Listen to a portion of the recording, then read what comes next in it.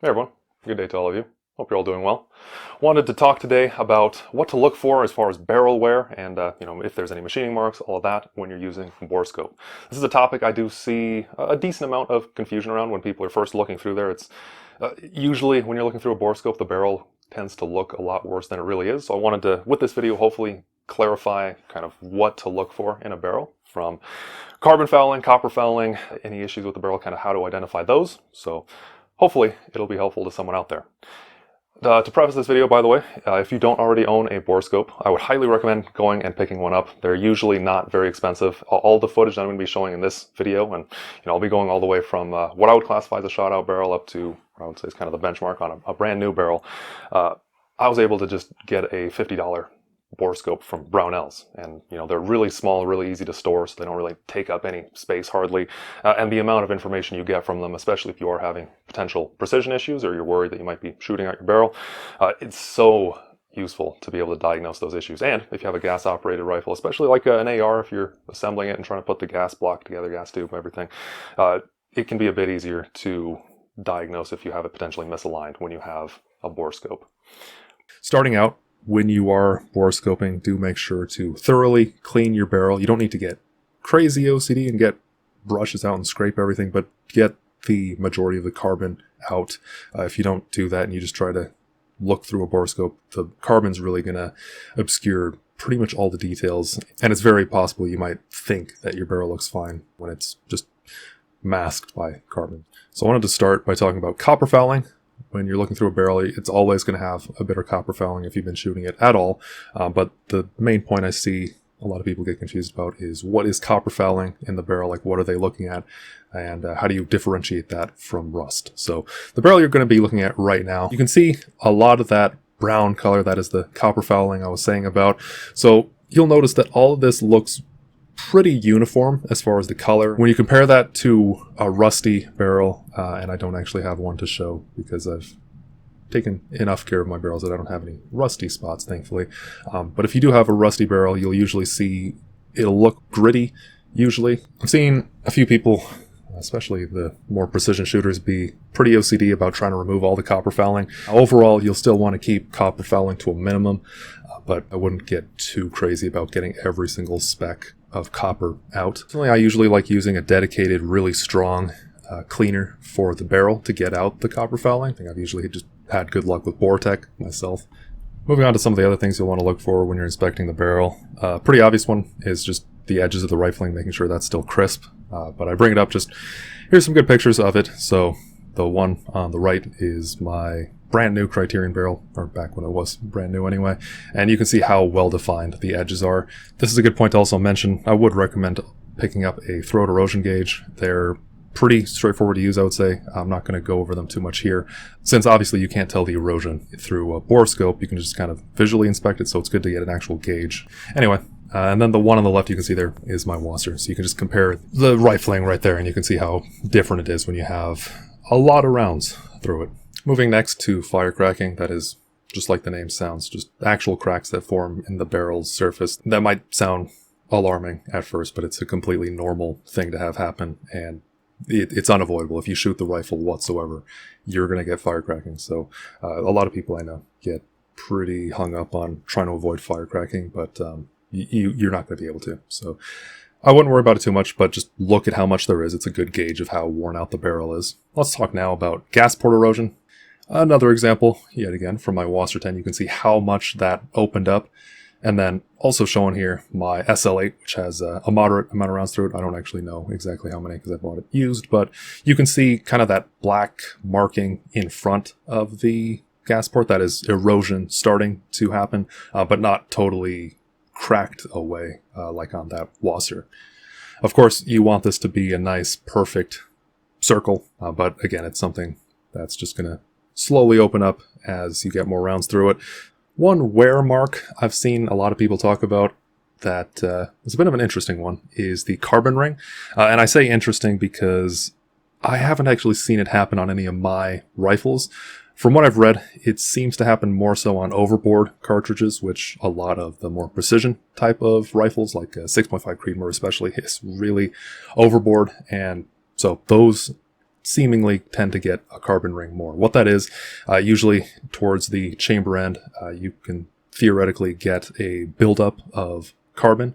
So like I said, since I didn't ever see this happen on AMI rifles, I don't have a good way to show you it. I would just say, if you're looking for that carbon ring, just be careful to not mistakenly identify the shadow from your borescope as being a carbon ring. I've seen some people do that because it is kind of right in that area where the chamber is, where the lands start. So it can be a little bit hard to tell what it is. But if you're firing an overboard cartridge, if that's something you're worried about, I would just say just make sure to run your barrels quite clean. Try to clean them very, very regularly and just prevent the onset of having a carbon ring. Because once it starts, it's very difficult to remove. And you might be wondering why, like, how do I know that if I've never had that on my rifles? So while I haven't had a carbon ring form in any of my chambers, I actually have had several carbon rings form on my AKs on the muzzle end. So that is another point I wanted to talk about. The muzzle carbon ring is something that can form when you have either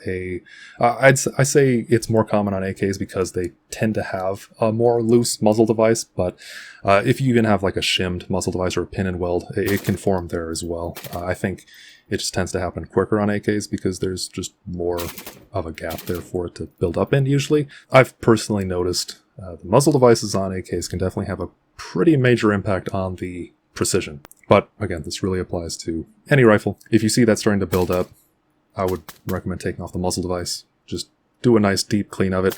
You might need to get scrapers out. In every instance I've had with my AKs, I've had to get out actual picks and pretty much chip away that carbon. Using some Croil can help.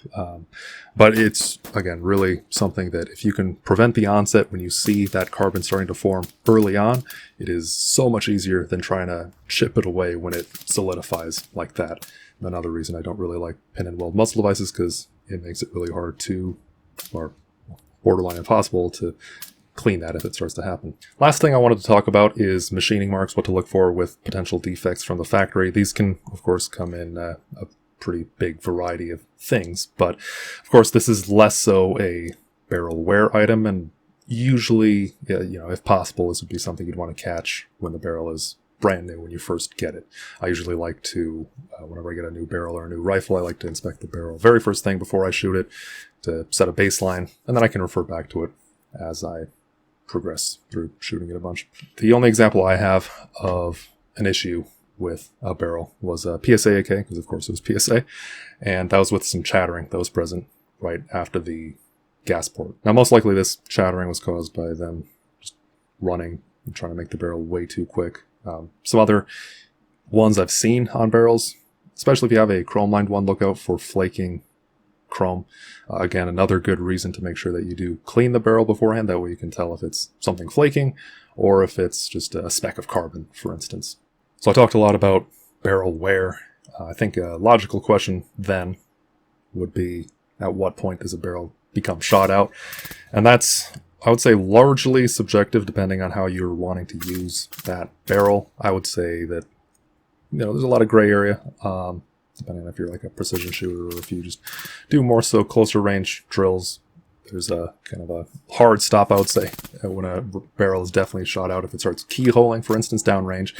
And I think that's really the best way to determine, regardless of all these other wear patterns that you're seeing, even if they're concerning looking, which they're always going to look worse through a borescope than they really are. I would say go out and do a downrange confirmation, do a good 10-shot group at minimum, and just see how well it's grouping compared to how it used to group.